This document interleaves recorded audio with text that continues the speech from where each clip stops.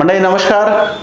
आपल्याला माहित आहे की गुलाबी बोंडअळी व इतर सर्वच अळ्यांचे पतंग हे काळोख्या रात्री जास्त ऍक्टिव्ह असतात। येणारी काळोखी रात्र म्हणजे येणारी अमावस्या म्हणजेच पोळ्याची अमावस्या आणि त्यामुळेच पोळ्याच्या अमावस्येनंतर आपल्याला अंडीनाशकाचा हा उत्तम फवारा घेणं अत्यंत महत्त्वाचं आहे, ज्यामध्ये आपल्याला अळीचे अंडे किंवा पहिल्या स्टेजची अळीच नियंत्रित करणं गरजेचं आहे। येणारी अमावस्या ही 22 तारखेला आहे, त्यामुळे 22 तारखेनंतरच्या 4 दिवसात 23, 24, 25, 26 किंवा 27 तारखेपर्यंत आपण फवारणीमध्ये अंडीनाशक सरेंडरचा वापर अवश्य करावा। 30 मिली सरेंडर प्रति पंप।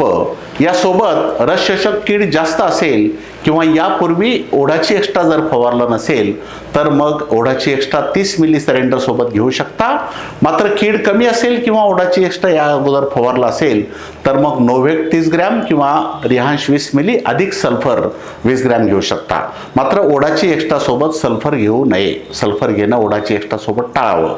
नोव्हेक किंवा रिहांश सोबत सल्फर घेऊ शकता।